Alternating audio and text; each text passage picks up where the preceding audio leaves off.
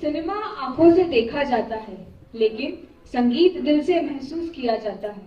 इन शब्दों के साथ मैं आप सभी का आज के दूसरे विशेषज्ञ सत्र में स्वागत करती हूँ, जिसका विषय है सिनेमा में संगीत संयोजन। हमारे आज के सत्र के विशेषज्ञ श्री श्रेयस पुराणिक जी एवं मॉडरेटर श्री पवन तिवारी जी को मैं मंच पर सादर आमंत्रित करती हूँ।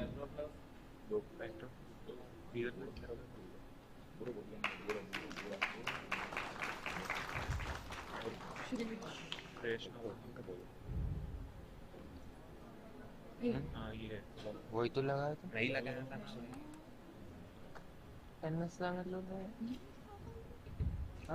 Mr. Shreyas Puranik is an Indian music composer and singer from our own very city, Nagpur. Shreyas ji has contributed to films such as Bajirao Mastani and composed to popular song Sataranga from Animal. He is the recipient of Filmfare R.D. Burman Award for New Music Talent, marking his growing impact in the Indian music industry. Shreyas जी, वैसे तो ये कम है, आपका जो भी मैंने यहाँ description दिया है कम है, बट समय की अनुमति नहीं है, इसलिए मैंने थोड़ा शॉर्ट किया है, बट कम है। और तो मैं किरण मेहता जी से अनुरोध करूंगी कि वे मंच पर आए और श्रेयस जी का सत्कार करें।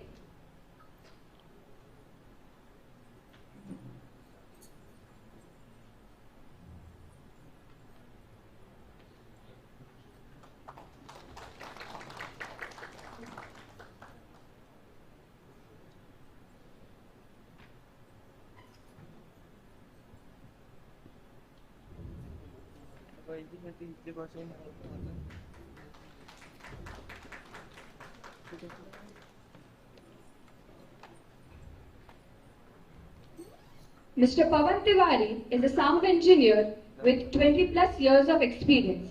He shall moderate our panel masterclass today. I request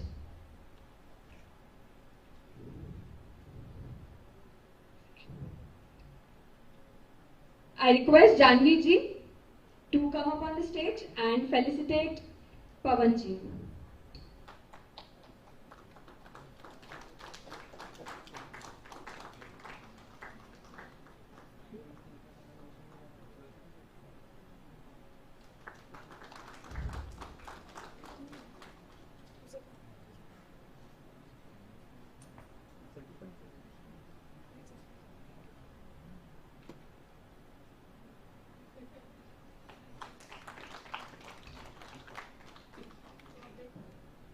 तो बिना किसी विलंब के हम हमारा सत्र शुरू करते हैं। तिवारी जी, आपसे निवेदन है कि आप सत्र का आरंभ करें। Thank you Geeta ma'am. Shreyas ji, पहले तो तुमचं स्वागत नागपूरमध्ये पण। बिलकुल। तो let's begin from the beginning. आपल्याबद्दल काही थोडीशी माहिती जी तिथे स्किप झाली असेल। नागपूर ते मुंबईचा प्रवास जो आहे एकदा लोकांना थोडंसं माहित झालं पाहिजे। Please, no Marathi Hindi English नाही चालतंय। सगळ्यात पहिले सगळ्यांना माझा नमस्कार। हे माझं पहिलं सेशन आहे जे मी नागपूरमध्ये करतोय। लास्ट इयर ही रवीजी आणि आम्ही प्लॅन करत होतो, बट प्लॅन नव्हतं झालं, but I am really happy that I am here today and Nagpur has given me a lot. Nagpur माझं घर आहे, माझं आईबाबांचं घर आहे, मी इकडे जन्मलोय। सो लहानपणीपासून म्युझिकचं आमच्या घरात चलन होतं आणि माझे पहिले गुरु माझे बाबा आज इकडे आले, त्यांच्यासाठी एकदा जोरदार टाळ्या। आमचं घर असं आहे की म्हणजे म्युझिक असं आपल्या रक्तात असतं, तसं आमच्या घरी म्युझिक 24/7 अजूनही चालतं। म्हणजे काही असेल नसेल, आमच्या घरी क्रिकेट आणि म्युझिकचं जे पॅशन आहे ते आमच्या बाबाच पुढे घेऊन जातात, त्यांच्यामुळे आमच्यामध्ये आलंय आणि असं पुढे घेऊन जाऊ। Yes, so yes, I am really honoured to be here today and luckily my parents are also here. माझं असं विषय असं होतं की बाबांसाठी तुम्ही क्लास सांगितलं लोकांना वही तो था आईचं काय चुकलं मला समजलं नाही. बिलकुल बिलकुल. आई आई लहानपणी जेव्हा मी गायची तर मी आईचा तोंड बंद करून द्यायचो, कारण आई आवाज चोरून गायची लहानपणीपासून. तर पण आई नसती तर म्युझिकही नसतं. तर आईसाठी पण जोरदार टाळ्या. म्युझिकल का नसणं गरजेचं आहे, तर ते आहे आमच्या गुडमिलीमध्ये. नागपूर बाबांचं मला माहित आहे की गव्हर्नमेंट जॉब होतं. थोडस फिरण्यानं म्हणजे नागपूर, मग छत्तीसगड, मग मुंबई. कसं प्रवास झाला? म्हणजे काय इन्स्पायर केलं तुम्हाला की आता नागपूर सोडून मुंबईला जायचं? तसं लहानपणीपासून जसं मी सांगितलं, आम्ही भजन सत्संगमध्ये खूप जायचो. तर तिकडे बाबांचं म्युझिक ऐकून अजून आमचे जे तिकडे सगळे लोक होते सत्संगातले, तिकडे मी भजन गाणं सुरू केलं आणि आवड निर्माण झाली. आणि असं कळतं आता या मुलामध्ये टॅलेंट आहे.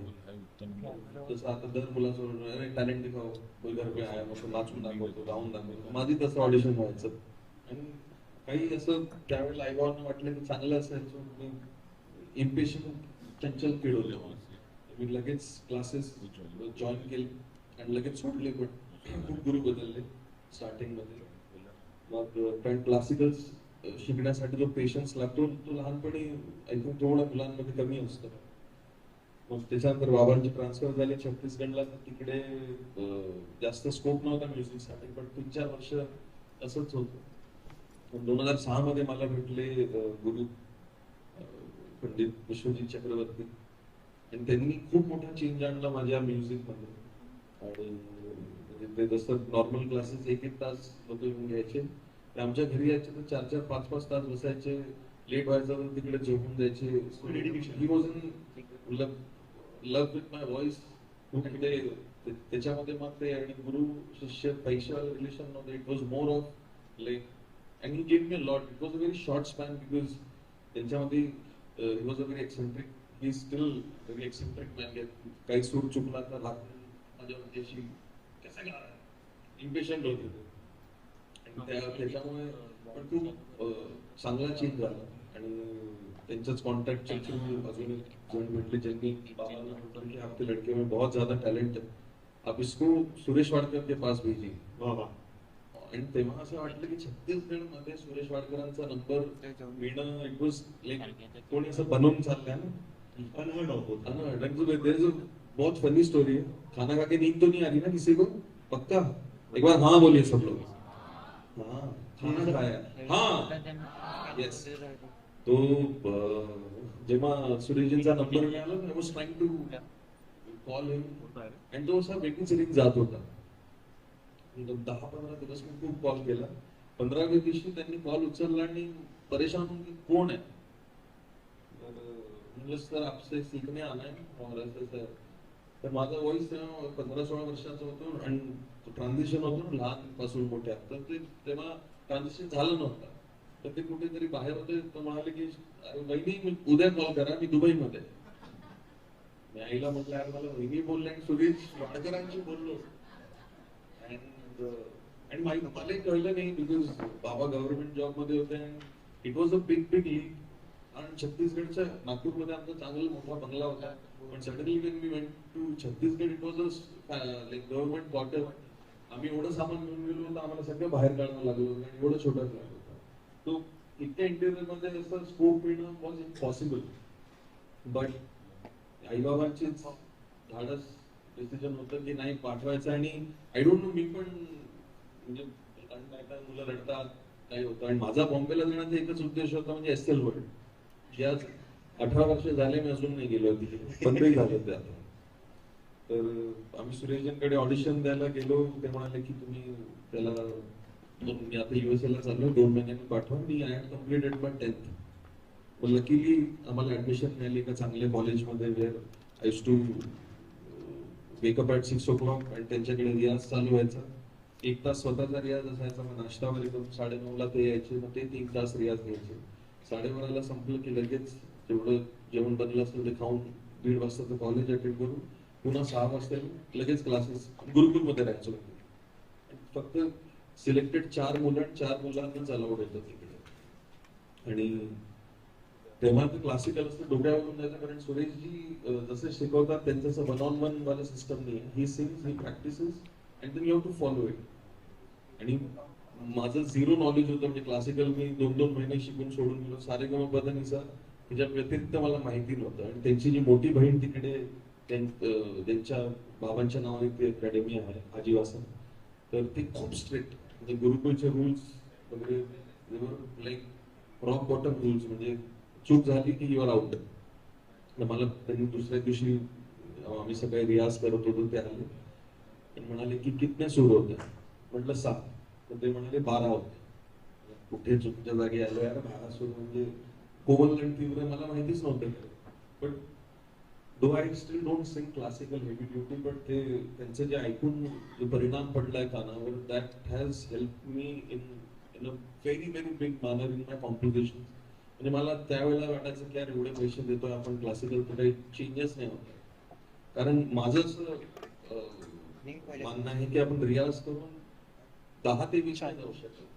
तुम्ही 18 असाल तर तुम्ही 20 जाऊ शकता, किंवा म्हणजे needs like extensive level practice and dedication, then only म्हणजे मॅजिक कॅन हॅपन. पण तुम्ही दररोज क्लासेसला जाल आणि असं काही फास्ट डिफरन्स इनबिल्ट पाहिजे म्युझिक, चाहे कंपोजिशन असो, चाहे लिरिक लिहिणं असो, किंवा सिंगिंग करणं असो. So I am talking to you much. So तशी माझी जर्नी राहिली. And then I went to Bombay to become a singer, but eventually started composing. कॉलेजमध्ये मुलगी खूप आवडली, we never dated, but तिच्यासाठी गाणं बनवणं सुरू केलं. म्हणजे हे यूज करता येते का आपण कॉलेज प्रिमायसेस मध्ये आहोत? नाही, बिलकुल इन्स्पिरेशन तर पाहिजे ना. म्युझिक मध्ये इन्स्पिरेशन नसेल तर बनेल का? कुठल्याही कामात इन्स्पिरेशन तर पाहिजेच. But it was a very cute heart break because we never dated. मी ज्या दिवशी काही सांगणार म्हणजे एक्सप्रेस करायला गेलो त्याच दिवशी कळलं की she has already gone with someone else. So आणि रॉकस्टार मूवी 2011 मध्ये आली होती, टूटे दिल से सच्चा संगीत निकलता है. तर maybe I purposely manifested that वो दिल टूटना चाहिए. And I don't know from where I started writing songs. But लहानपणी आई मला अजूनही सांगते की माझ्या जुन्या बुक्स मध्ये मी खूप कविता लिहायचो. म्हणजे आय यूज्ड टू विनोद असतात ना खूप, मेरे पापा जाते हैं खदान, वो है मेरे बहुत महान, तसे मी लिहून असे खूप कविता आईने सांगितलं होतं मला. So something was there, but it was not explored in a professional manner. जेव्हा ते एपिसोड झाला I use to hold guitar. आणि मला लिरिक रायटर काय असतं, म्युझिक अरेंजमेंट काय असतं, जास्त काही नॉलेज नव्हतं त्यावेळेला. धून निघायचे आणि वर्ड सोबत निघायचे. असे मी 10-12 गाणे सलग बनवले मी एका वर्षात. अँड आणि I was thrown out of Sureshji's Gurukul. Yes, because Gurukul, as I told you, was very strict. Yes. And after my 12th, there was a long break for the degree college. So we were not supposed to go out. कारण आपल्याला तिकडेच confined space मध्ये जर का तुम्हाला बाहेर काही खायलाही जायचं, समोर panipuri bhelpuri, so you have to inform somebody at the family. सुरेशजीची वाईफ असो किंवा मोठी बहीण असो.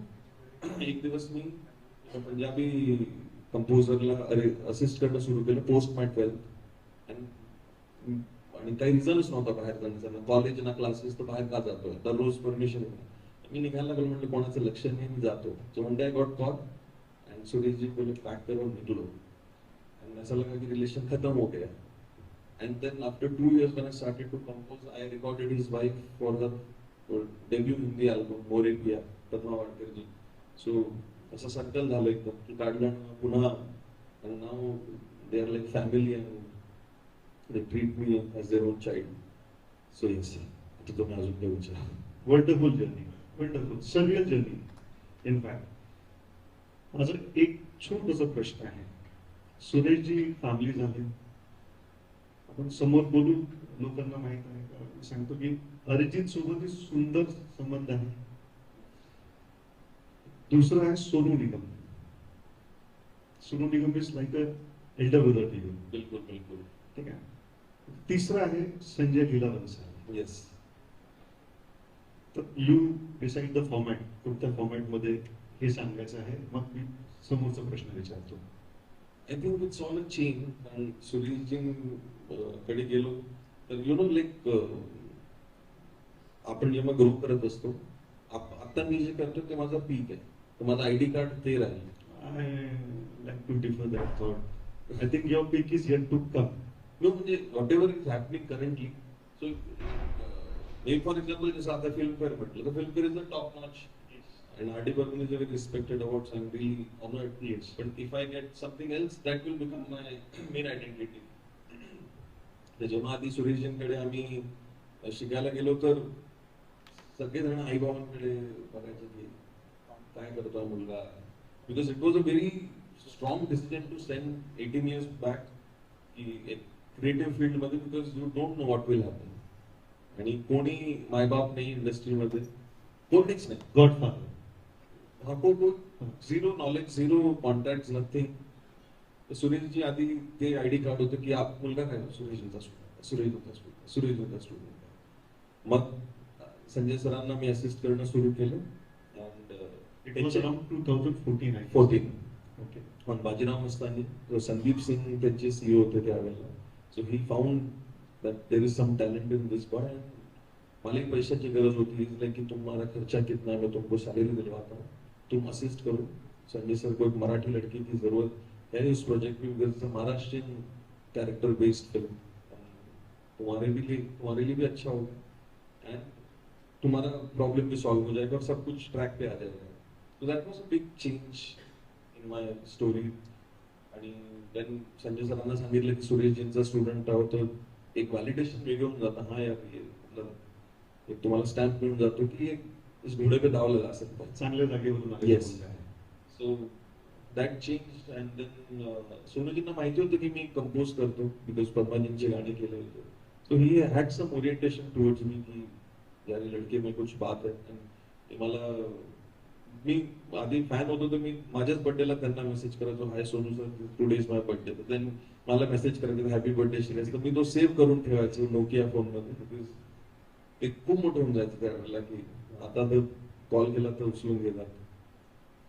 आणि so then 2014 I recorded for the first time. ती मूवी अनफॉर्च्युनेटली आली नाही आणि ते पागल झाले त्या गाण्यामध्ये. ते म्हणाले की यार श्रेयस हे मेरे लाईफ का one of the best song. Very big compliment. मला वाटलं माझं फक्त असंच म्हणतात आहे का, but till date it's been 12 years ते गाणं रेकॉर्ड झालं. बट ही सेट की वो गाणं काही काही बाहेर आना चाहिए. ती फिल्म छोटी होती, रिलीज म्हणजे सुरूच नाही झाली ती. अँड फ्रॉम देअर मी सोनू सर म्हणायचं. आणि ते म्हणाले यार आपण ना इस गाणे को सेलिब्रेट करेंगे मेरे घर पे. मला वाटलं यार असंच होईल देतात त्यांच्या घरी कुठे जाणं. Doctor Ahmed he called Rahul Vaidya, माझे गुरु भाई. आणि he was the inspiration to go to Sureshji, because सुरेशजींचा स्टुडंट होता. आई मला म्हणाली होती राहुल वैद्य सुरेशजींच्या अकॅडमीला शिकला, तुला तिकडेच जायचं. आणि मी खूप मोठा फॅन होतो राहुल भैयाचा. So now Rahul Vaidya is also like a big brother. And Sonuji ने घर पे बुला के बोला कि अच्छा तो मुझे सर नहीं बोलेगा, तू भैया बोलेगा, तू भैया बोलेगा. And then he told me one very special thing, might have told anyone else also, but कि मेरा कोई छोटा भाई नहीं है, अगर होता तो तू होता.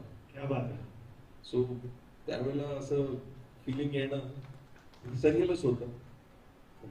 Then he came for a wedding also. माझ्या आणि ऐश्वर्याच्या वेडिंगला आले आणि त्यांनी पूर्ण वेडिंग त्यांच्या फोनमध्ये शूट केली. So other than the photographers, like Sonu Nigam shot the entire wedding on his phone. I still have it on my WhatsApp. त्यांनी आणि he loves me a lot. And Sanjay sir has been like a mentor. कारण त्यांनी म्हणजे when you start you don't have budgets. मी 5,000 10,000 मध्ये गाणे करायचो आणि त्याच्यामध्ये लाईव्हचा एवढा स्कोप नव्हता. बट मैंने join Bhansali productions, what live arrangement is ते मला कळलं. आणि it was larger than live. जिकडे आपण एक ढोलक एक तबला असं काही रेकॉर्ड करतो, तिकडे असे 10 लोक वाजवून राहिले. अरे गंदा आहे, हटाव इसको. म्हणजे स्क्रॅप करणं लाईक लाईव्ह करणंच आधी खूप मोठी गोष्ट असते. त्यानंतर ते तुम्ही स्क्रॅप करताय, because it is been doing since Devdas, अच्छा नहीं लगा, हटाओ. So that was a big. जसं आयत मला अजिंक्य कभी बोला आयतचं, तर जेव्हा ते live Nitin Shankar rhythm record करत होते, I was just mind blown की अरे दिवानी मस्तानी म्हणजे एवढे 40 म्युझिशियन्स वाजवून राहिले. It felt like I am in suddenly like Laxmikant Pyarelal लेरावेर live orchestra use to record. तो तिकडून पूर्ण माझं सोच म्हणतात ना ते सोचने का तरीका, it changed, it evolved and it really helped me to become a better musician. And in first movie only he gave me a chance to compose Gajanana. To me, I don't know, I like in Bajirao Mastani's one of the best track. Yes. So that was my first song as a composer in Bollywood. So there is a song called Ab To Hi Jaane Na Dungi. They unfortunately shoot करून ते release नाही झालं, but it's there in the album. I have sung one small part in that. So please ऐका तो. आणि feedback द्यायचं महत्वाचं म्हणजे ही शॉर्ट जर्नी झाली. आता आपण जो विषय आहे त्याच्यावरती येऊ. What is the process behind a melody in arrangement? आपकी क्या प्रोसेस है उस चीज के पीछे में? आप कैसे पहले धुन बनती है या फिर पहले शब्द आते हैं आपके पास में, या सीन समझाना है आपको डायरेक्टर? जो नए बच्चे हैं उनके लिए वो काम में आएगा प्रोसेस. उसके दो तरीके हैं. एक होती है जब हमको फिल्म की ब्रीफ मिलती है तो you have to cater to the story.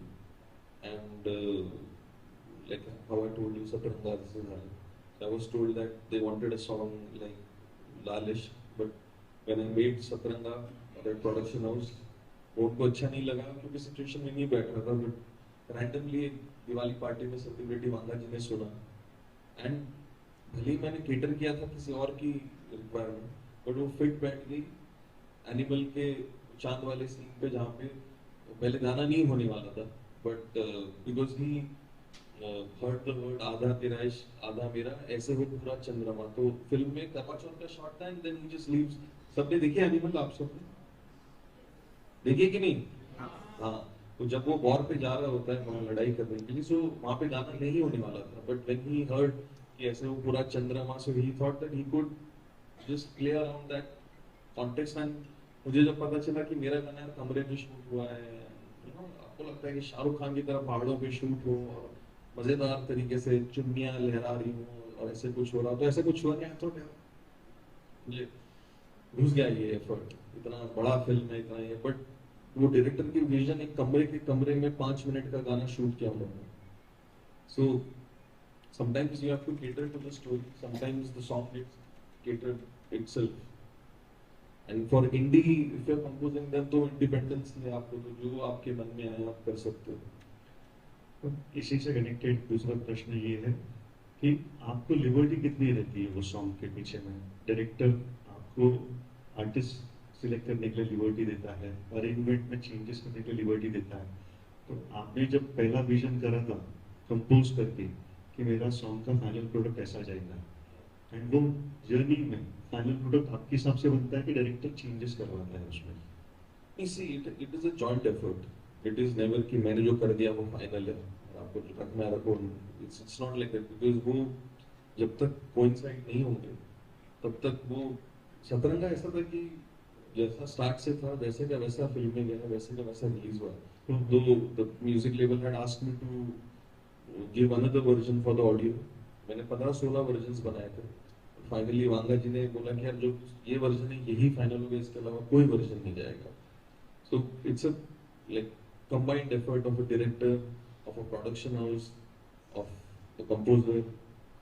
15-16 version में क्या क्या चेंजेस दे सकते हो? ऐसा कंपोजिशन तो सेम रही होंगी, कंपोजिशन में भी चेंजेस थे? नहीं, composition locked थी only because if you listen to Satranga, it doesn't have any rhythm.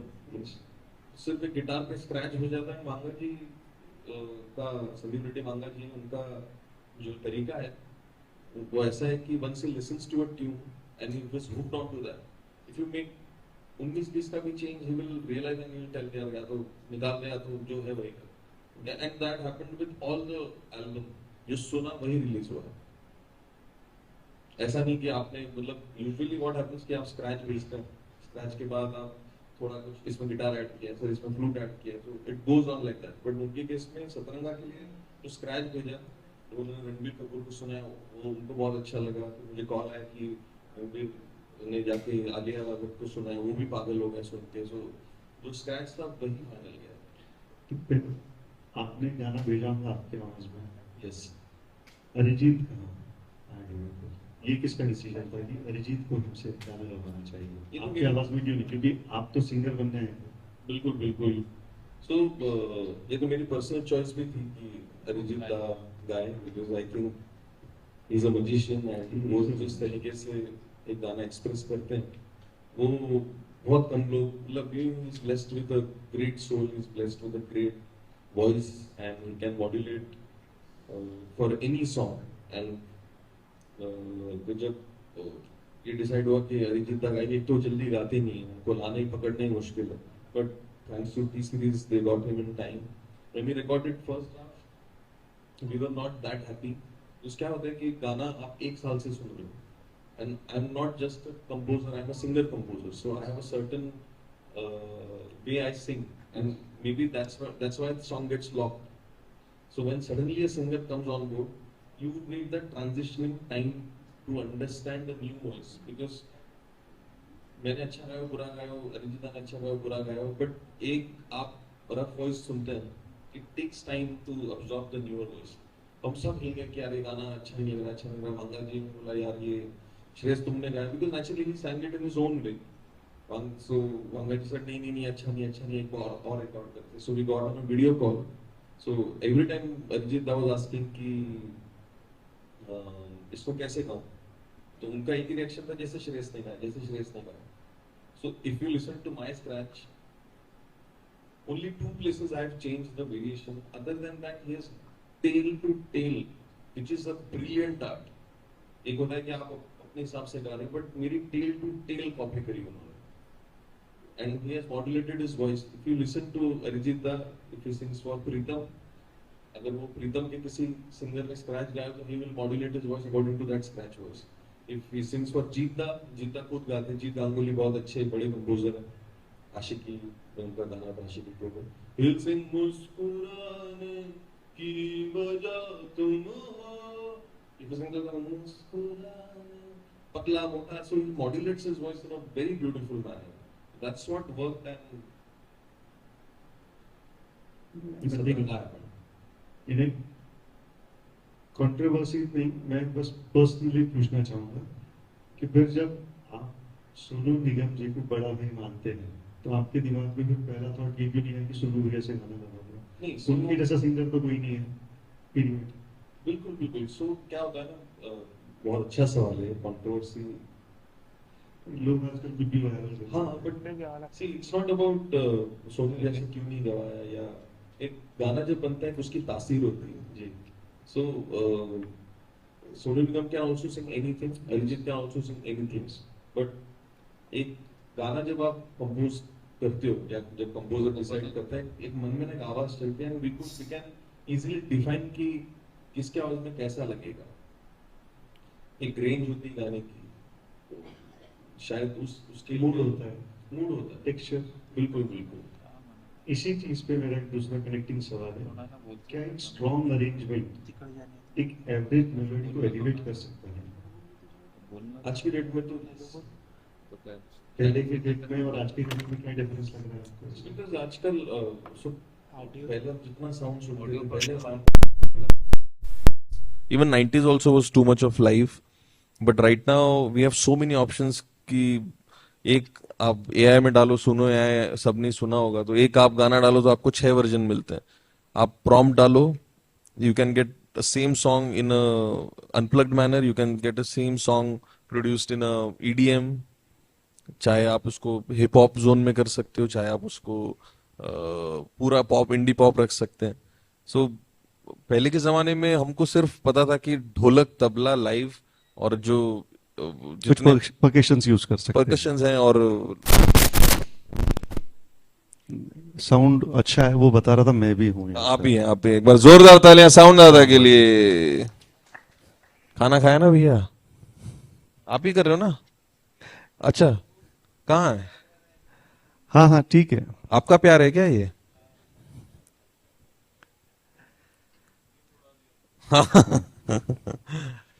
नहीं, वो पूना वाले रहते 2 से 4, नागपुर वाले नहीं सोते दोपहर में।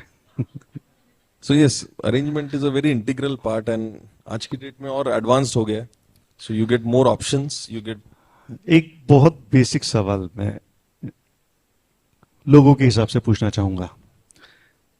आप मुझे डिफरेंस बताइए between a music composer and music arranger. क्या डिफरेंस है? क्योंकि लोगों ने जब भी सुना है तो म्यूजिक कंपोजर का नाम, जैसा आपने भी एलपी का नाम लिया, प्रीतम सर का नाम लिया, जीत दादा का नाम लिया, ठीक है, आप हो कंपोजर हो आप, ये लोग भी कंपोजर है। अब हमारा टॉपिक है संगीत संयोजन, बिल्कुल। That stands as music arrangement. तो दोनों में क्या डिफरेंस है? नहीं तो बेसिक एक आपको हायरार्की बता देता हूँ। सबसे पहले क्रेडिट्स जो आते हैं उस हिसाब से बता रहा हूँ। म्यूजिक हो स्लैश म्यूजिक डायरेक्टर हो स्लैश म्यूजिक कंपोजर हो, वो जो बंदा होता है वो धुन उसकी होती है, धुन होती है। एंड कई बार डायरेक्टर जब यूज करते हैं तो वो शायद प्रोड्यूस भी करते हैं। ओके। बट जैसा मिथुन, मिथुन हो, अमित त्रिवेदी हो, like who produces their own music, like they don't go to a third person to produce the music. I am a composer because I compose the tune, but then I have different arrangers जो हर गाने के हिसाब से मैं choose करता हूँ कि या तो XYZ होंगे, या तो ये होंगे, या तो वो होंगे। So that becomes music composer. Then comes music producer slash programmer, जो म्यूजिक को जो है वो जो साउंड की गेम है वो देते हैं। Okay. So that's a parallel persona, because वो हमको लगता है कि नहीं म्यूजिक डायरेक्टर मेन होता है, but everybody adds on to the song equally. वो साउंड क्या देंगे, जैसे गजानन आपको बहुत अच्छा लगा आपने बताया, तो जैकी वंजारी जो है he is a very senior arranger. वो पंचमदा के साथ he used to play, and तब से लेकर आज तक like he has produced lot of songs of Bhansali sir. Like Bhansali sir is a music composer. He makes tunes and then we get them arranged from other arrangers. Lemon terms में अगर मैं बताऊं तो आवारा हूं ये धुन हो गई। Yes. एंड आप सबको पता है आवारा हूं मुकेश जी ने गाया हुआ, तो मैं तो गा नहीं पाऊंगा। कोई सिंगर हो अगर नजर में मेरे, बस आप ही हो। तुम्हें गा लो पापा। तो आवारा हूं आप एक बार बता दीजिए थोड़ा सा गा के, फिर मैं जो मेरा पॉइंट था। नहीं, मैं गुस्ताखी नहीं करना चाहूंगा, मुझे नहीं आता है गाना, मैंने नहीं सुना आता है, आपको, but ठीक है। श्रुति बाईवार है शायद यहाँ, महंगी चली गई। श्रुति बाईवार म्यूजिक का सेशन है करके वो नहीं आई। हाँ मैं तो तब से यहाँ थी, वो सिंगर है वो। तो आवारा हूं या गर्दिश में आसमान का तारा हूं ये धुन है।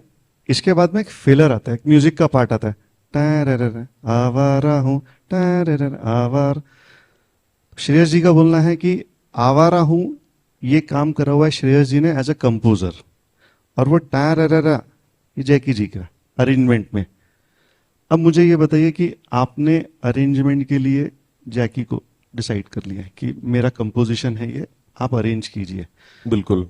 तो आप उनको लिबर्टी देते इसमें इंस्ट्रूमेंट क्या यूज करना है? See, it was my first song, so I had no say. I just and he's a magician.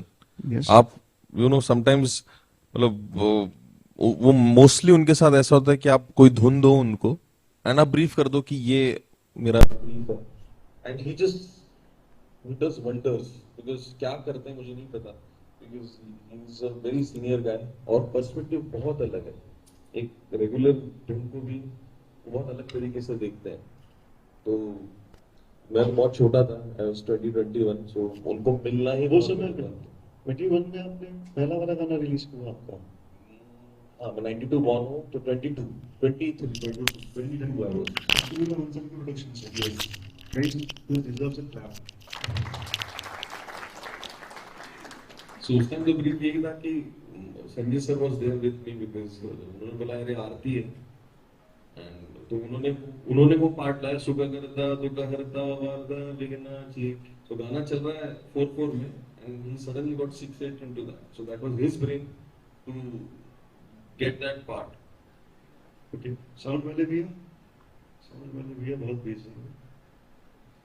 YouTube चलेगा आपके पास में? ऑक्सिलरी केबल है तो गजानन वाला गाना चुपचाप निकाल के रख लीजिए, मैं आगे का प्रश्न पूछता हूँ, फिर वो थोड़ा सा सुना दीजिएगा।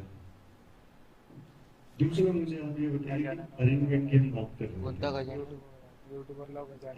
वो समय पे तो नए थे, जैसे आपने 15 के साथ एल्बम किया, फिर बाद में सतरंगा की, तो इसमें आपने अरेंजमेंट के लिए बताया होगा आपका इंटरेस्ट को। बिल्कुल बिल्कुल, क्या कहना चाहिए? जैकी सर तो सिंगर थे, बट उसके अलावा even for all the songs I do there is almost, मतलब composer has to be arranger to guide the arranger, because आप या तो पूरा छोड़ दो, और वो पूरा हर बार शॉट नहीं लगता कि आपने भरोसा किया और कर दिया। So you have a certain vision, you have to express it to your arranger कि यार यहाँ पे ऐसा ट्यून आएगा, यहाँ पे इलेक्ट्रिक गिटार नहीं, यहाँ पे अकॉस्टिक गिटार आएगा। सो एक धड़क 2 नाम की फिल्म आई थी अगस्त में जी, उसमें मेरा गाना जब ब्लॉक हुआ था, सो जिस इंसान ने रिजेक्ट किया था सतरंगा को, is my brother Azeem Dayani, he is a music supervisor at धड़का। सो ही ओनली गॉट मी यार धड़क का गाना करते, धड़क का गाना करते हैं, मतलब वेरी मस्त गाय, हाँ है तो हाँ है, ना है तो ना है। तो उसको गाना रिजेक्ट करना है तो बोले आई लाइक इट, तो हम खुश हो जाते हैं। फिर बोलता है I don't love it. Sometime धड़क 2 के लिए मैंने गाना कंपोज किया तो उन्होंने बोला this is too correct for the brief. मतलब bro you have great way to reject songs, but then एक गाना था दुनिया अलग, व्हिच वी थॉट धड़क में जैसा ऑर्केस्ट्रा था अजय का, तो हम वैसी तरीके का म्यूजिक कैटर करेंगे। बट वो जब हमने पूरा प्रिपेयर किया तो करण सर थॉट किया कि बहुत उस वर्ल्ड से मैच कर रहा है, ये लग रहा है कि रिप ऑफ है। ऐसा भी नहीं कि अजय ही म्यूजिक कर रहे हैं, मल्टीपल कंपोजर्स थे। इसका मॉनिटर में गेन बढ़ाना ना बाबू, थोड़ा सा बढ़ाना मॉनिटर में गेन बढ़ा। सो अब कुछ दिक्कत है तो मैं कॉल कर लेता हूँ भाई, बात कर लूँ। सो जब ये अरेंजमेंट रिजेक्ट हो गया, सो वी जस्ट थॉट कि यार एक random unplugged version stop. So when this song was about to get rejected from the film, मुझे लगा यार ये धड़क का धर्मा का दूसरा गाना है जो मेरा शायद हाथ से जा रहा है। I just held the guitar, मैंने बोला यार इसको अनप्लग करेंगे।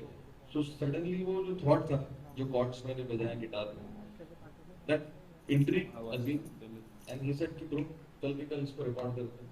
And if you listen to that song, it's just guitar and Arijit Das voice, दुनिया अलग मेरी तुम्हारी। Yes. So when we had planned all orchestral version, we just went on to a simple just guitar and bass, that's all. अच्छा, यानी ये भी हो सकता है कि अरेंजमेंट में आपने n number of instruments use करे हो, Yes. मिक्स हो गया, लॉक हो गया, फाइनल, बट फिर आपको या डायरेक्टर को लगा हो ऐसा कि नहीं ये हैवी हो रहा है, बहुत अरेंजमेंट हैवी हो रहा है, बहुत फिर अपनी गलतियों से, अपने एक्सपीरियंस से हम अभी जैसा जैसा जाते हैं, we अभी तो like you don't have to always record everything live, अभी आप एक डेमो दे देते हो, and then once that gets long आप लाइव करवा लेते हो। ओके, मुझे एक चीज और आप बताइए कि आपके सॉन्ग में मैंने जो ऑब्जर्व किया दोनों सॉन्ग्स में, उसमें पॉजेस बहुत अच्छे यूज हुए हैं, जानबूझ के यूज करा हुआ है कि कंपोजिशन वैसी बनी हुई है, अरेंजमेंट वैसा करवाया हुआ है। सतरंगा में भी देखिए बहुत एकदम ठहराव है, बहुत अच्छा ऐसा पॉज है सॉन्ग में भी, तो वो आपका स्टाइल है या फिर आपने उसको सॉन्ग के हिसाब से भी डेवलप किया है? तो बेसिकली मैं पढ़ा लिखा कंपोजर तो हूँ नहीं कि मैंने कहीं जाके कोर्स किया, so it is very natural that मुझे लगता है कि हर किसी में कंपोजर होता है।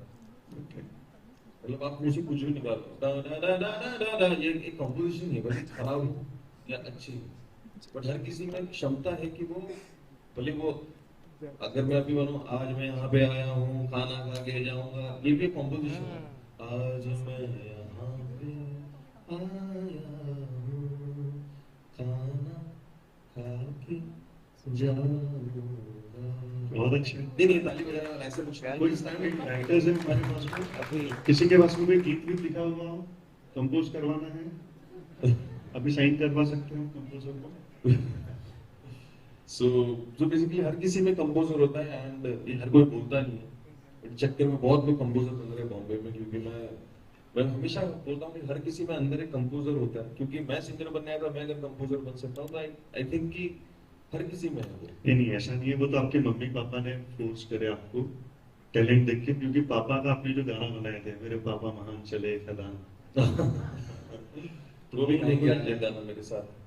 सो क्या होता है कि कंपोजिशन मुझे जो लगता है, एंड मैं टेक्निकल नहीं बोल रहा हूँ, ये मैं बड़ा पर्सनल बोल रहा हूँ कि जो भी हम गाना बनाते हैं वो आज तक जितना म्यूजिक मैंने सुना है या मम्मी पापा ने सुन के मेरे जीन्स में आया हुआ मेरे सबकॉन्शियस में बैठा हुआ है। एक सिचुएशन आती है जहाँ पे मुझे कोई गाना बनाने बोला है, या तो मुझे लिरिक्स देख के उस पे गाना बनाना है या मैं कुछ धुन बना रहा हूँ उस पे गाना लिखा जाएगा। It's all what your heart and soul is reflecting into the world. हमने जितना म्यूजिक सुना है वो अंदर प्रोसेस होता है और बाहर निकलता है जैसे जैसे।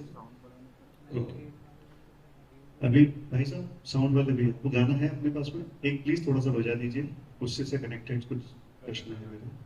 गजानन गजानन। थैंक यू भैया। अब आप मुझे बताइए, जिस आदमी ने, जिस व्यक्ति ने पहला गाना गणपति का बनाया हो उसका ग्राफ तो उठते पर ही रहेगा। बिल्कुल बिल्कुल। तो मैं आपको बता रहा हूँ, नागपुर की ऑडियंस सच्ची में अच्छी है। अभी तक के शौक में है वो कि 22 साल का लड़का गाना इतना अच्छा बना सकता है, इसलिए वो ताली नहीं बजा रहे, तो बजाते हैं वो तालियां बजाते हैं। इसका भी बड़ा फनी किस्सा है। जब संजय सर ने मुझे बोला यार एक मराठी कंपोजर है, मैं उनका नाम बोल रहा हूँ और याद भी आएगा तो मैं लूंगा, तो हम लोग उनके पास गए एक गाना अरेंज कराने। इस फिल्म का गाना था पिंगा पिंगा गपोरी पिंगा गपोरी, बोले महाराष्ट्रियन गाना, महाराष्ट्रियन अरेंजर से करवाते। तो एंड ही वांटेड कि यार ये गणेश आरती भी उसी से बनवाए, बिकॉज वो कंपोजर ने बहुत अच्छा है गणपति का गाना मराठी में बनाया हुआ था। तो संजय सर थॉट कि उससे बनवाएंगे। तो जब हम पिंगा गाना लेके गए, जब सुनने गए तो संजय सर वो शॉक, जब संजय सर शॉक हो जाते हैं जस्ट उनको कोई चीज पसंद नहीं है तो वो हाँ ना नहीं बोले, वो निकल जाएंगे और बाद में बताएंगे क्या बुरा लगा है क्या अच्छा लगा। तो जब वहां से निकले तो बोले तुम बना लो ना। मुझे लगा यार मैं क्या बनाऊंगा, मुझे लगा ऐसी हवा में बात चल रही है। अभी मैं मतलब आई डिडंट कंसीडर कि मैं फिल्म के लिए गाना बना पाऊंगा। सो मैंने एक ट्यून बनाई और कुछ ऐसा था वो,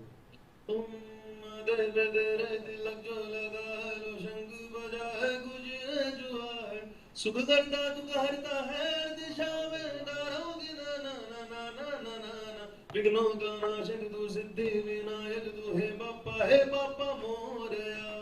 तो मेरे अंदर देवा श्री गणेश आ रहा था कि मैं इससे बड़ा गाना दूंगा या ऐसे कुछ रॉक स्टार वाले गाने दूंगा। बट सर की जो सिचुएशन थी it was more of an aarti, because Ranveer Singh और प्रियंका चोपड़ा वहां पे आरती कर रहे हैं। बोले क्या है ये गाना नहीं चाहिए मेरे को, आरती चाहिए आरती। बोले तुम क्या गाते हो, मराठी आरती क्या है?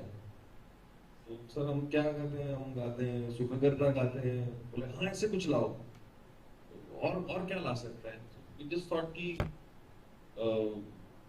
मराठी में हम गाते हैं घालीन लोटांगी न बंदी न जरना डोया न बाहिल रुबा तुझे। तो ये कॉम्पोजिशन मेरे दिमाग में ठीक है, इसको तोड़ते हैं। बस यही अभी बेसिक फोक भी चाहिए, आपको कनेक्ट भी करना चाहिए। तो ये ट्यून मैंने सर को लिटरली, उन्होंने जब ऑफिस बुलाया था तो वो लेट हो रहे थे कहीं मीटिंग के लिए जाने के लिए, तो दिल्ली पे मैं पहुंचा, बोले मैं निकल रहा हूँ तुम्हारे, कितना लेट हो गया। बोले सर ऐसा ऐसा बना, क्या बना सुनाओ।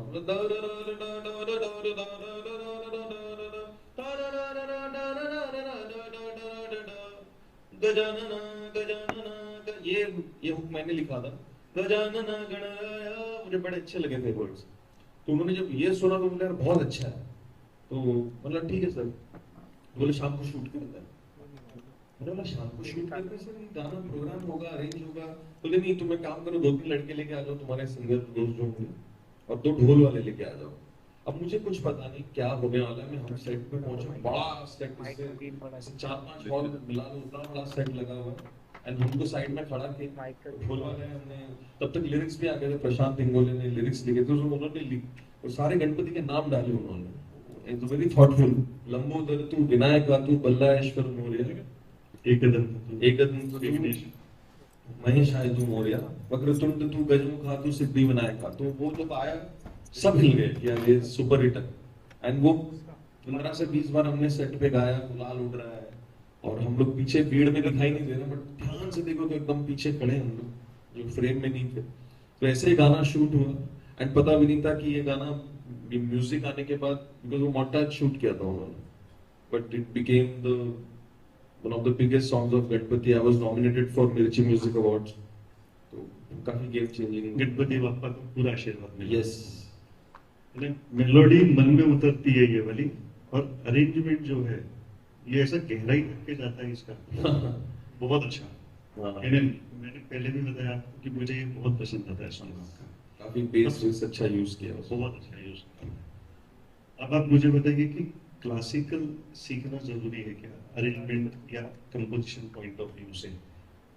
सीखे तो उसका क्या फायदा होता है आगे में, या नहीं सीखे तो हमारी कहाँ कमी रह जाती है? जब मैं बॉम्बे शिफ्ट हुआ था तो मेरा एम तो क्लासिकल म्यूजिक सीखने का ही था, और आप क्लासिकल सिंगर बनना चाहते हैं तो आप और डीप क्लासिकल सीख सकते हैं। आप क्लासिकल नॉलेज के लिए सीखना चाहते हैं तो भी बहुत अच्छा है। कुछ लोग कहते हैं कि क्लासिकल लिमिट कर देता है, बिकॉज क्लासिकल का एक फॉर्मेट है कि ये राग में ये सुर नहीं लगा सकते, तो आप बहुत प्योरिस्ट भी बन जाते हो कभी कभी। बट आई थिंक रागों का नॉलेज होना बहुत जरूरी है अगर आपको इंडियन बेस्ड म्यूजिक करना है तो। सतरंगा जैसा भी थोड़ा बहुत अगर कॉर्ड के हिसाब से देखे तो यमन में जाता है, भूप थोड़ा जाता है, ठीक है।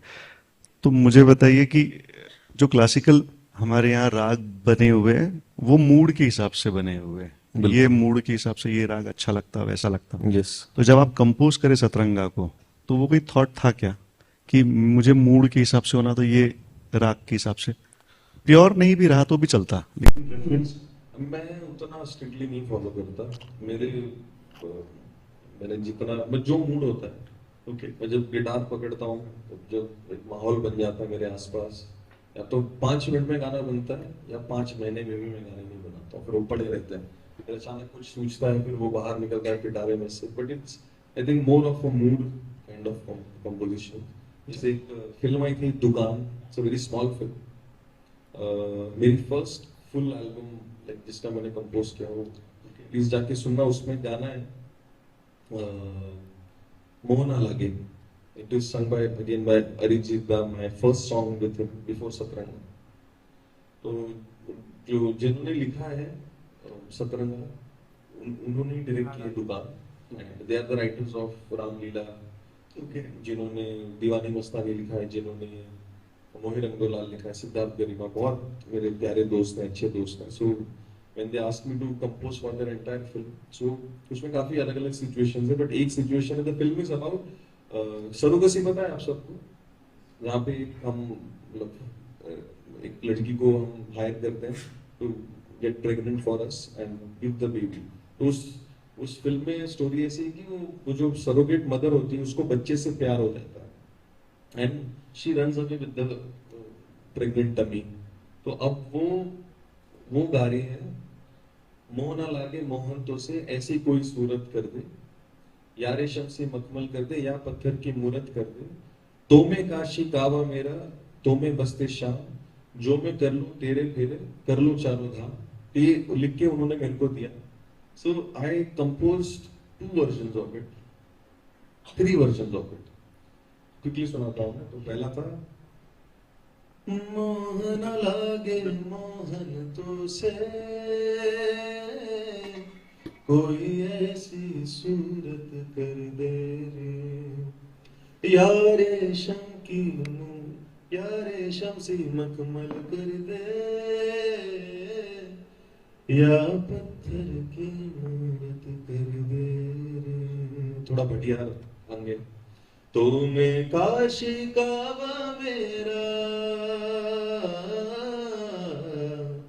तो मैं काशी कावा मेरा, तो मैं बस तेरा, जो कर लूं मैं तेरे फेरे, कर लूं चारों धाम, कर लूं चारों धाम, कर लूं चारों धाम।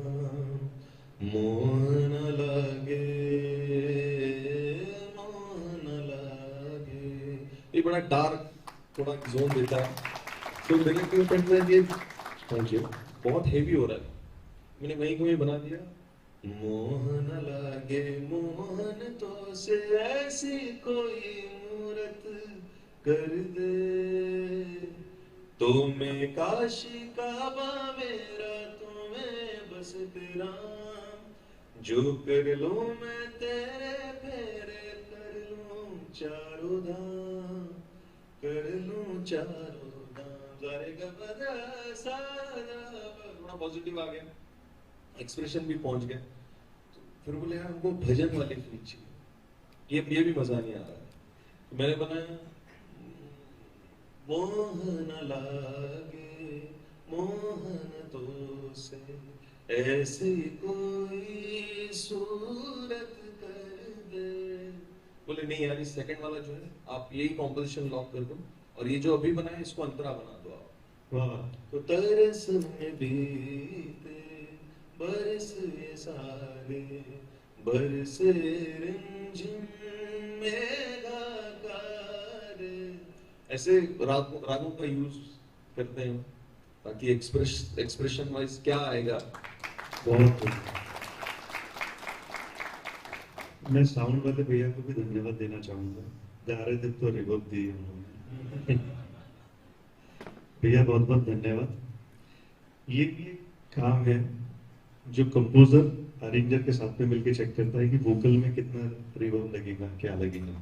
आप ये न्यूएंसेस पे चेक करते हैं, मिक्सिंग के समय आप बताते हो कि मुझे टोन ऐसा बना के दो, सिंगर का अरेंजमेंट ऐसा जाना चाहिए, गिटार इतना रखना है। बिल्कुल, अगर आप एक मिक्सिंग इंजीनियर को जैसा आप सोच रहे हैं वैसा आप मतलब पहले आपको पता होना चाहिए आपको क्या चाहिए। लाइक कहीं कहीं पे किसी गानों में रिवर्ब बहुत कम जब रहता है तो बहुत अच्छा, ज्यादा इंटीमेट लगता है, बट ज्यादा फिल्मी बनाना है तो उसको और स्प्रेड फील देते हैं, रिवर्ब बना के और फैला देते हैं।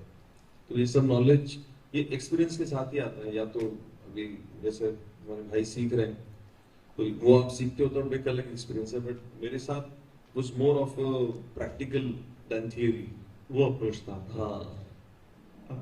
आपने पहला गाना सुखविंदर जी से गवाया, यस, अरिजीत जी हो गए, आपने बीच में सोनू जी से राम जी का गाना गवाया था, यस, सुदेश जी से गवा लिया आपने, यस। श्रेया घोषाल भी हो गई है। कौन बचा है आपको कि एक आध कंपोजिशन आपकी कोई बैंक में पड़ी हो कि मुझे ये कंपोजिशन जो है इनसे गवाने की बड़ी इच्छा है, कुछ प्रोजेक्ट आ जाए, ऐसा कोई है ऐसा? यहाँ तक कि मैंने आशा जी को भी गवाया। हाँ, क्या But विशाल दत्तानी से गवाया शायद आपने। Vishal Dadlani, like I have been fortunate enough कि सबका और ये ब्लेसिंग है मेरे माँ बाप के संस्कार ही है, because everybody I don't know क्यों they consider me as a small brother, छोटा भाई, चाहे श्रेया मैम हो चाहे सोनू जी हो। आई डोंट थिंक कोई सिंगर जो मेरी चेकलिस्ट में है, मतलब लता जी जब थी तब तो थी, बट आशा जी को मैंने गवाया है। That song still unreleased, I hope वो रिलीज हो जाए 2019 में।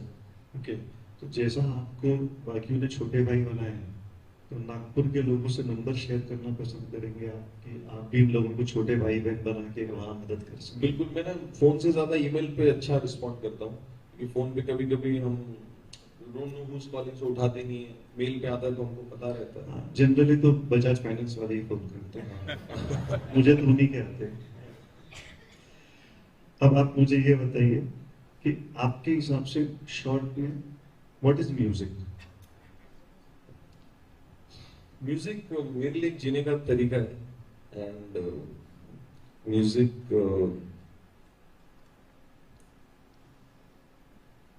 है तो मैं हूँ, और म्यूजिक नहीं तो मैं नहीं हूँ। इन शॉर्ट मेरे लिए वही है, बिकॉज मेरी पूरी लाइफ म्यूजिक के आसपास ही होती है। या तो मैं म्यूजिक कर रहा होता हूँ या तो मैं कुछ नहीं कर रहा होता, मैं पढ़े रहता हूँ। फिर कुछ लोगों को बताना चाहूंगा कि श्रेयस की जो वाइफ है ऐश्वर्या भंडारी, वो भी बहुत अच्छे सिंगर है। सुरेश जी के पास में वो भी सीखते थे, यस, वहीं पे प्रेम हुआ, दोनों ने शादी करे, एंड अभी रिसेंट में बच्चा हुआ है। तो आप में से जो क्लासेस जाते हो तो देख लो से क्या है ना, क्लास में भी फोकस करना है और वहां पर भी फोकस करना है। यस। तो आप आने वाली जनरेशन को म्यूजिक अरेंजर के हिसाब से, कंपोजर के हिसाब से क्या गाइड करना चाहेंगे, क्या करना चाहिए लोगों ने? जैसे आपने भी एक ही गाने का 3 धुन बताया, यस, आपने एक लॉक कर लिए, अब वो जो 2 धुन है वो कहीं और यूज कर सकते हैं कि फिर आपको लगता नहीं ये रिजेक्टेड है, इसको नहीं वापर सकता हूँ मैं? हाँ, जो रिजेक्ट हो जाता है यूजुअली हम नहीं करते। बट मैंने एक एग्जाम्पल, बहुत फैला हुआ एग्जाम्पल ऐसा है कि जय हो जो सॉन्ग है, सुभाष जी ने मना किया था, बिल्कुल। ऑस्कर लेके आया हुआ है वो आई थिंक हर गाना एक अपनी तकदीर लेके आता है। जैसे सतरंगा मैंने बताया कि वो किसी धर्मा की फिल्म में जाने वाला था, वहां से नहीं, वहां से सिलेक्ट हुआ and randomly I didn't even pitch the song to Sandeep Reddy वाला सर। तो भी नए लोगों ने अगर उनके पास में कुछ कंपोजिशंस हो, कुछ लिरिक्स हो, कुछ थॉट हो, ये किसी को पिच करना है, तो what is the proper way to pitch that thing? See मेरी तो मुलाकात एक दिवाली पार्टी में हुई थी जहाँ पे हम ताश खेल रहे थे, जहाँ पे हम चिल कर रहे थे। नहीं। तो अभी ये कुछ बच्चे अपने पिताजी के साथ में आए हुए, उनके सामने ये बात नहीं कर सकते। नहीं, ताश मतलब नॉर्मल दिवाली वाला। So I think it's all destined and struggle जो हमने देखा है वैसा एक जर्नी जीनी बहुत जरूरी है मुझे। जब तक वो गहराई में आप नहीं जाएंगे and you have to be aware, you have to be calm. और मैंने किसी भी काम को ना नहीं बोला आज तक। आफ्टर सर्टेन पॉइंट बोलना पड़ा बिकॉज तो कई बार एथिक्स के अगेंस्ट होता है, कई बार फीस बहुत कम होती है। But till 2019 I have some chorus for prominent composers. They used to call me यार तू आके बैकिंग वोकल्स करते हैं। More than money it was क्या कहते हैं, मेरे लिए था यार ये भी कंपोजर है, एक्सपीरियंस, वो क्या कर रहा है, क्या सोच रहा है। हाँ, थॉट प्रोसेस क्या रहती है उनकी। एंड मैं पूरी अपनी दोस्तों की टोली को भी भरा देता था कि चलो इनको भी पैसे मिल जाएंगे।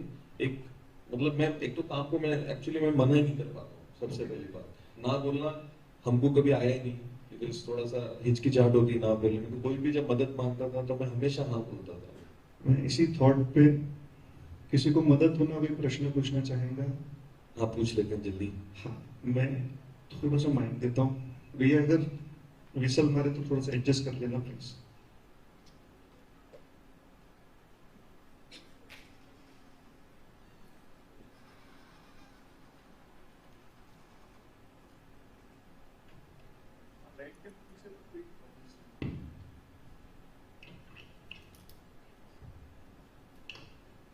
Hello, sir. My name Hello. is Ash. I wanted to ask, what is your thought process behind every composition that thought process यही होता है कि सबसे पहले तो हम केटर करें जो रिक्वायरमेंट है, if it's for a film and if it's expressing the thought और नॉट, या तो डायरेक्टर का एक विजन है।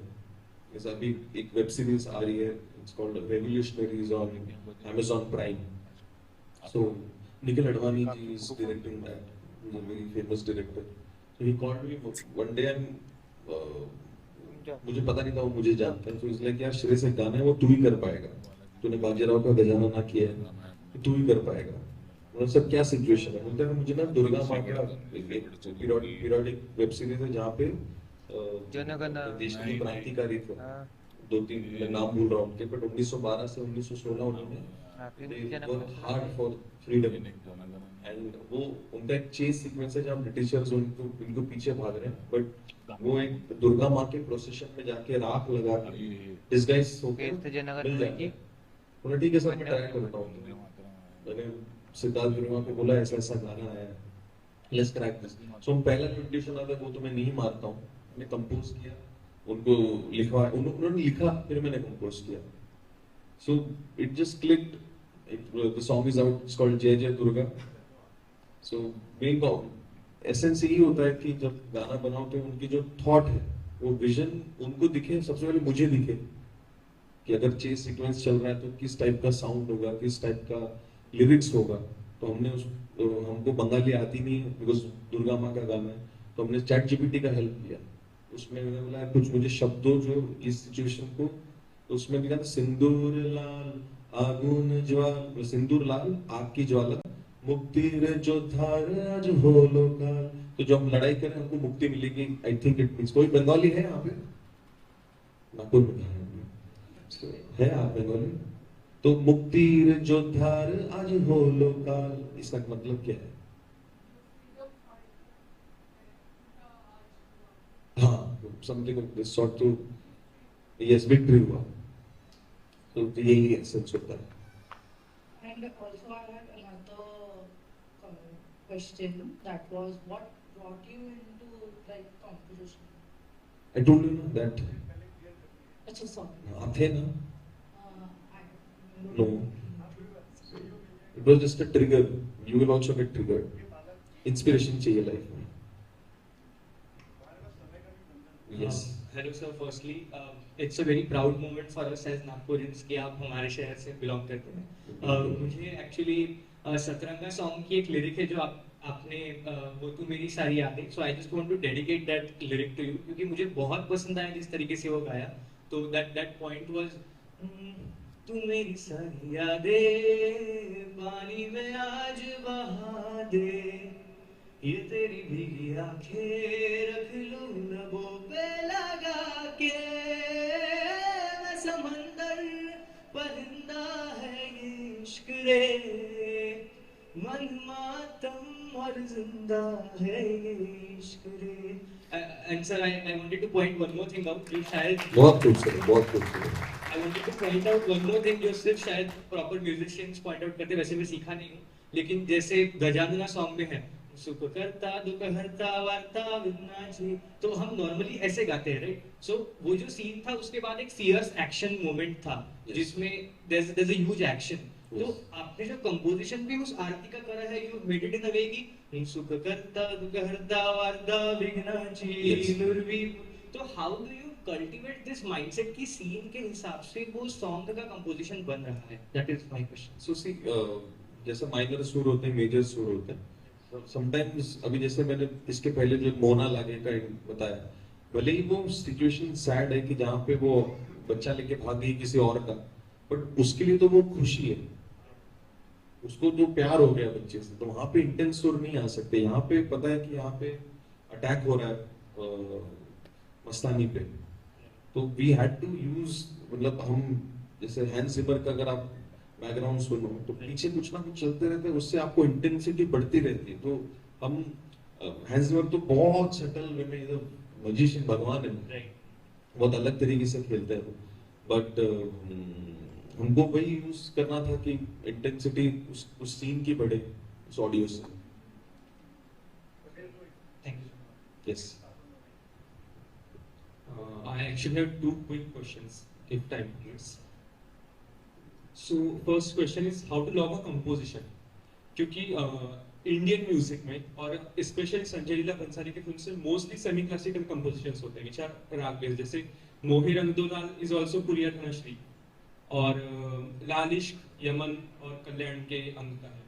तो इंडियन क्लासिकल में जहाँ कंपोजिशंस के बहुत सारे पॉसिबिलिटीज हैं, तो कब और कैसे हम लॉक कर सकते हैं किसी कंपोजिशन को, और आपका क्या उसके ऊपर टेक है? आपने संजय सर का नाम लिया है, तो उनके साथ एक सबसे बड़ा प्लस पॉइंट ये हो जाता है कि वो जो बना रहे हैं वो दिखा भी सकते हैं, समझ रहे हैं आप?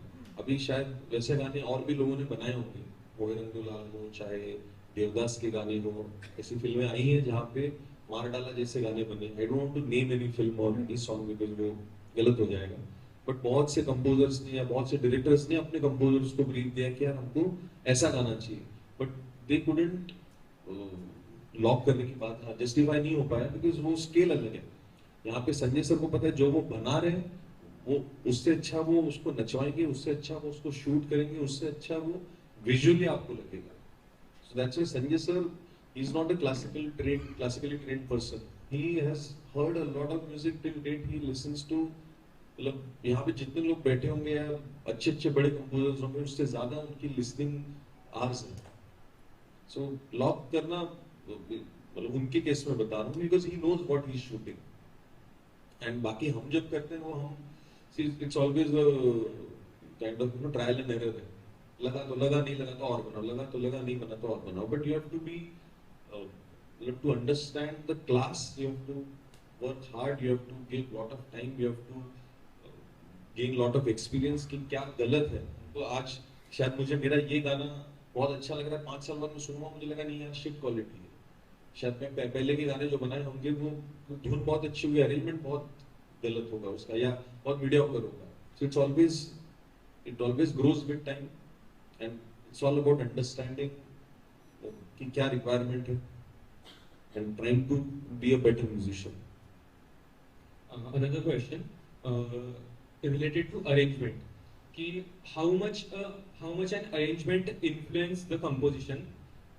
What I mean by this is कि आजकल VSTs काफी यूज होते हैं arrangements में, तो VST आजकल जो यूज होते हैं वो काफी मतलब रियल के बहुत क्लोज है, they can't be real, I agree, पर लाइव रिकॉर्डिंग और VSTs में कितना डिफरेंस होता है और how in what way they can influence in their own speciality? बहुत बढ़िया सवाल है। सी अभी दो तरीके हैं। अभी बहुत से AI एप्स आ गए हैं जहाँ पे आपको रियलिस्टिक साउंड मिलता है, चाहे वो फ्लूट हो चाहे वो वायलिन हो। अभी गेम क्या हो गई ना, it's not about quality anymore. ऐसा है कि एक गाना बनता है मोस्टली, और नया टर्म है बॉलीवुड में, इट्स कॉल्ड शॉपिंग। आप भी कंपोजर है, आप भी कंपोजर है, आप भी कंपोजर है, सिचुएशन सबने पूरे इंडस्ट्री में बांट दी। सैयारा के लिए मैंने 20 गाने बनाए थे, और मोहित सर मेरे बहुत अच्छे दोस्त हैं, मेरे बड़े भाई। मैंने 20 गाने बनाए, वो मेरे घर पे आके मुझे बोलते थे यार ये गाना नहीं अच्छा लगा। उनको पहले अच्छा लगता था, फिर नहीं अच्छा लगता था, नहीं अच्छा लगता था, फिर अच्छा लगता था। ऐसे करते करते हमने 6 महीने साथ में काम किया और मेरा एक भी गाना लॉक नहीं हुआ उस फिल्म के। आज भी अभी मैसेज आया कि तेरी बेटी को देखने आ रहा हूँ मैं। So it's all about trial and error. And इससे आप जो बोल रहे हो कि VSTs, who is delivering first, and अगर आपके पास बजट है तो आप VST का साउंड आप लाइव भी करवा सकते हैं। सो उससे ज्यादा मतलब मैं बहुत प्रेफर करता हूँ कि मैं लाइव करूँ, because I like that synthetic. मुझे नहीं अच्छा लगता, मुझे थोड़ा रॉ, एक जो संजय सर के यहाँ से ह्यूमन टच आता है, एक आप प्रोग्राम धम बजाएंगे और एक जो बड़े ढोल का एक बेस आएगा, उसका वाइब भी अलग होता है। So it's all depend, it all depends on timelines, it all depends on budgets, it all depends on कि जो सामने वाला है उसको चाहिए भी कि नहीं, लाइक मैं ही पैसा खर्चा करूँ, सामने वाले को जरूरत नहीं। So depends case to case. Thank you so much.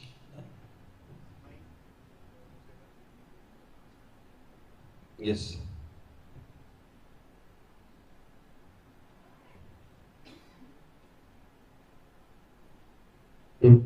किसी और को कोई प्रश्न? मैं जी जी हाँ। I am so sorry, I have to take my father to a doctor's appointment at 4:30। एक लास्ट बोल दीजिए आप प्लीज। बोलिए ना। यस, बताइए।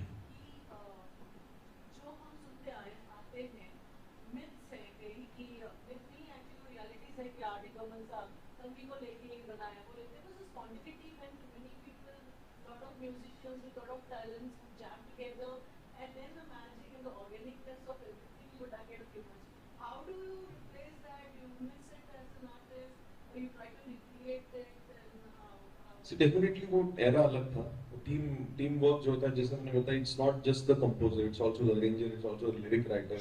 आप मस्ती मस्ती में वो कंगी का जो तो वो उन्होंने इन्वेंट किया है। एक और उनको पेडल ड्रम नाम का एक इंस्ट्रूमेंट है जो उनके बाद किसी ने यूज नहीं किया, तो वो उन्होंने इन्वेंट किया। सो इट्स ऑल, जब एक से बोले दो जो term, it's always like that. But आज की डेट में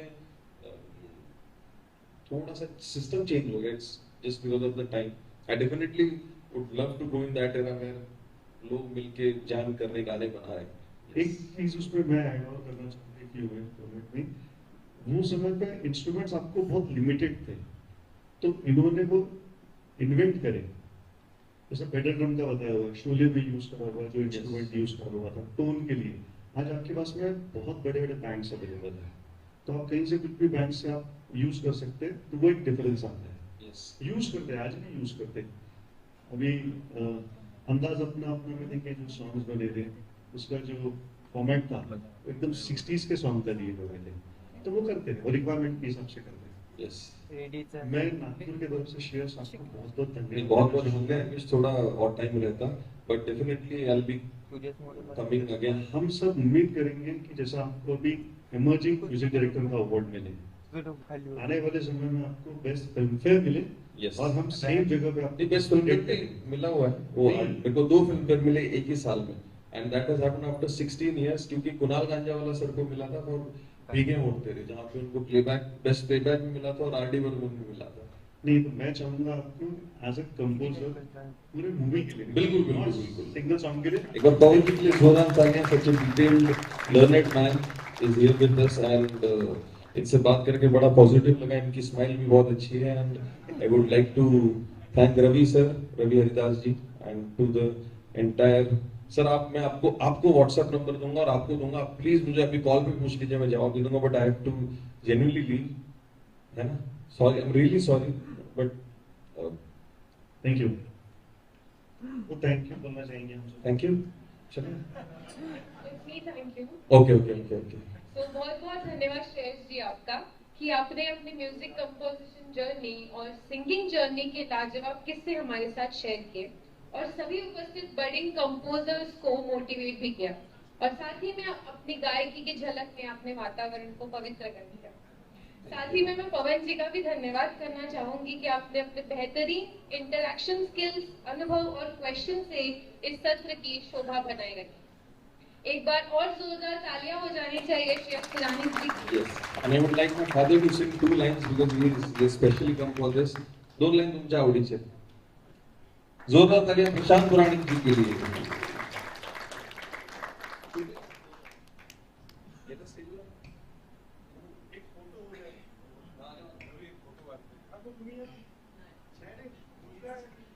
मेरे मामा मामी भी आए हैं और रिश्तेदार में ला नहीं पाया, सॉरी।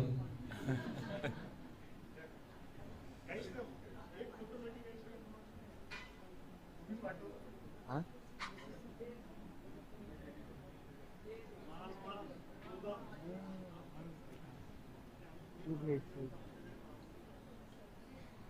आज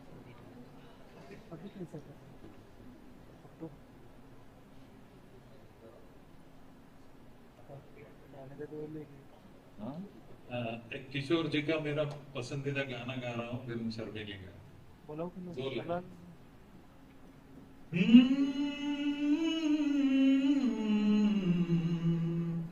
खिलते हैं गुल यहाँ, खिल के बिखरने को मिलते हैं दिल यहाँ, मिल के बिछड़ने को खिलते हैं गुल यहाँ।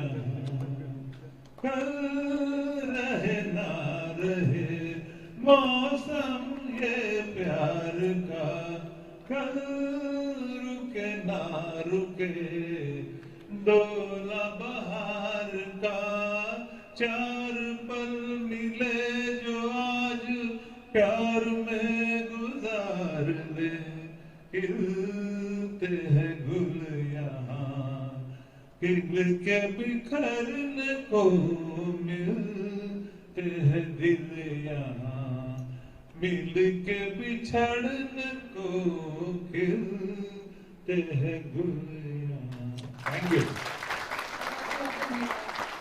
Now we all know the man and the woman behind the making of Shreyas Puranik ji.